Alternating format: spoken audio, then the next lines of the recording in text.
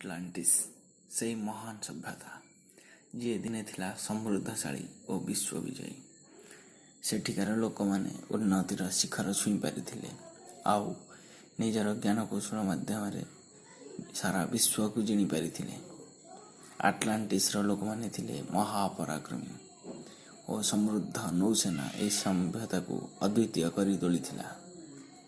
ଉନ୍ନତ କୌଶଳୀ ଲୋକବଳ, ଉତ୍ସାହଭରା ପରାକ୍ରମ ଓ ସୁସଂଗଠିତ ନୀତି ଏହି ସଭ୍ୟତାକୁ କରିଥିଲା ବିଶ୍ୱବିଜୟୀ।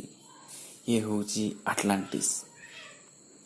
ପୁରାତନ ଯୁଗର ଏହି ମହାନ ସଭ୍ୟତାର ନାଁ ଶୁଣାଯାଏ ବହୁତ, ଆଉ ପାଶ୍ଚାତ୍ୟର ଏହି ସଭ୍ୟତା ବିଷୟରେ କିନ୍ତୁ ବିଶେଷ ଜଣାପଡ଼ିପାରି ନାହିଁ। କୁହାଯାଏ ଆଜକୁ ପ୍ରାୟ 11,000 ବର୍ଷ ପୂର୍ବେ ଏହି ସଭ୍ୟତା ରହିଥିଲା, ଅର୍ଥାତ୍ ଖ୍ରୀଷ୍ଟପୂର୍ବ 9,000 ପାଖାପାଖି। ପ୍ରଥମେ ଏହି ସଭ୍ୟତା ବିଷୟରେ ମହାନ ଦାର୍ଶନିକ ପ୍ଲାଟୋଙ୍କ ବର୍ଣ୍ଣନାରୁ ଜଣାପଡ଼େ। ପ୍ରାଚୀନ ଗ୍ରୀସର ଦାର୍ଶନିକ ପ୍ଲାଟୋ ଖ୍ରୀଷ୍ଟପୂର୍ବ 427 କିମ୍ବା 28ରେ ଜନ୍ମଗ୍ରହଣ କରିଥିଲେ ଏଥେନ୍ସ ସହରରେ। ସେହି ମହାନ ଏଥେନ୍ସ ଆଉ ସ୍ପାର୍ଟା ଶୁଣିଥିବେ ସମସ୍ତେ। ବଡ଼ କଥା ହେଉଛି ପ୍ଲାଟୋଙ୍କର ଗୁରୁ ଥିଲେ ମହାନ ସକ୍ରେଟିସ୍, ଯାହାଙ୍କୁ ବିଷ ଦେଇ ମାରି ଦିଆଯାଇଥିଲା ସତ କଥା କହିବାରୁ। ଆଉ ତାଙ୍କ ଶିଷ୍ୟ ଥିଲେ ପ୍ଲାଟୋଙ୍କର ଶିଷ୍ୟ ସେହି ମହାନ ଆରିଷ୍ଟଟଲ, ଯାହାଙ୍କୁ କୁହାଯାଏ ରାଜନୀତିର ଜନକ।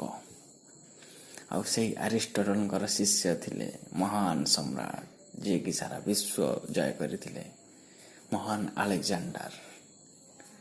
ଏକା ସମୟରେ ଏହି ମହାନ ବ୍ୟକ୍ତିମାନଙ୍କ ବିଷୟରେ ପ୍ରାୟ ସମସ୍ତେ ପଢ଼ିଛେ, ଜାଣିଛେ, ଆଉ ଅଳ୍ପ ବହୁତ ଜାଣିଥିବା ମଧ୍ୟ ଶୁଣିଥିବା। ଛାଡ଼ନ୍ତୁ, ଚାଲନ୍ତୁ ଆମେ ଆଟଲାଣ୍ଟିସ୍ ବିଷୟରେ ଫୋକସ୍ କରିବା। ହଁ, ଆଟଲାଣ୍ଟିସ୍। ସେହି ଆଟଲାଣ୍ଟିସ୍ ବିଷୟରେ ପ୍ଲାଟୋ ପ୍ରଥମେ ଆଟଲାଣ୍ଟିସ୍ ଉପରେ ବର୍ଣ୍ଣନା କରିଥିଲେ।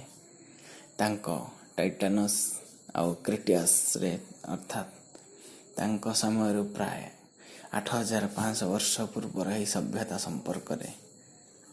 ପ୍ରାଚୀନ ଏଥେନ୍ସ ସହ ହୋଇଥିଲା ଆଟଲାଣ୍ଟିସ୍ର ଯୁଦ୍ଧ। ଆଜିର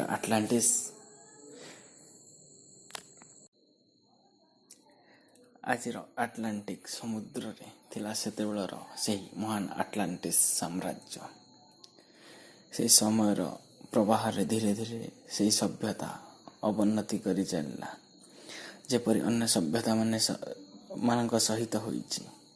ସେ ମହାନ ମିଶର ସଭ୍ୟତା ହେଉ କି ଆମେରିକାର ମାୟା ସଭ୍ୟତା, ଚୀନର ହୋୟାଙ୍ଗ ହୋ ସଭ୍ୟତା ହେଉ କି ଭାରତର ମହେଞ୍ଜୋଦାରୋ ଓ ହରପ୍ପା ସଭ୍ୟତା, ହଜାର ହଜାର ବର୍ଷରେ ସମୁଦ୍ର ପତନ ବଢ଼ି ବଢ଼ି ସେହି ମହାନ ଆଟଲାଣ୍ଟିସ୍ ସାମ୍ରାଜ୍ୟକୁ ନିଜ ଗର୍ଭରେ ବିଲୀନ କରିଦେଲା। ତାହାପରେ ହଜାର ହଜାର ବର୍ଷ ବିତିଗଲା ପରେ ଆସି ସେହି ସଭ୍ୟତା କେବଳ ଲୋକମୁଖରେ ରହିଯାଇଛି ରହସ୍ୟ ହୋଇ। ବିଶେଷ କିଛି ଜଣାପଡ଼ିପାରି ନାହିଁ କି ଠୋସ୍ ପ୍ରମାଣ ମଧ୍ୟ ମିଳିପାରୁନାହିଁ ସେହି ସଭ୍ୟତା ଉପରେ।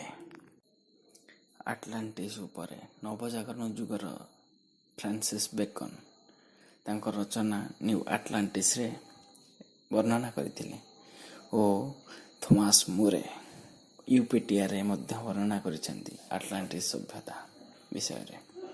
ଆଟଲାଣ୍ଟିସ୍ ଉପରେ ଗବେଷଣା ମଧ୍ୟ କରାଯାଇଥିଲା ପାଶ୍ଚାତ୍ୟ ବୈଜ୍ଞାନିକମାନଙ୍କ ଦ୍ୱାରା ତା'ର ପ୍ରମାଣ ଖୋଜି ପାଇବା ପାଇଁ।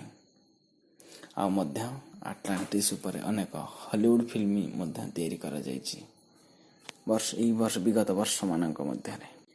ସିଏ ଯାହା ବି ହେଉ, ଆଟଲାଣ୍ଟିସ୍ ଆଜି ମଧ୍ୟ ଏକ ଅଜଣା ଅସମାହିତ ପ୍ରଣାଳୀ ହୋଇ ରହିଛି ଲୋକମୁଖରେ, କେବଳ ଲୋକମୁଖରେ। କୁଆଡ଼େ ଗଲା ସେହି ସଭ୍ୟତା? କେମିତି ବିଲୁପ୍ତ ହେଲା ଏ ସାମ୍ରାଜ୍ୟ? ସମୁଦ୍ର ଗର୍ଭରୁ ମିଳିଥିବା ସହରର ଅବଶେଷ କ'ଣ କହିପାରିବ? ସେ ମହାନ ଗାଥା କ'ଣ ଦେଇପାରିବ ଆଟଲାଣ୍ଟିସ୍ ପ୍ରଣାଳୀର ସମାଧାନ? ନା ଆଟଲାଣ୍ଟିସ୍ ରହିଯିବ ଏକ ରହସ୍ୟ ହୋଇ? ସେ କଥା ତ ସମୟ କହିବ। ଆଜି ପାଇଁ ତ ଏତିକି। ନିଜେ ଜାଣନ୍ତୁ, ଶିଖନ୍ତୁ ଆଉ ଅନ୍ୟକୁ ଜଣାନ୍ତୁ ମଧ୍ୟ। ସେଥିପାଇଁ ଲାଇକ୍ କରନ୍ତୁ, କମେଣ୍ଟରେ ନିଜର ମତାମତ ଦିଅନ୍ତୁ ଫ୍ରିରେ। ଆଉ ଏଇ ଚ୍ୟାନେଲକୁ ସବସ୍କ୍ରାଇବ୍ କରନ୍ତୁ। ନମସ୍କାର।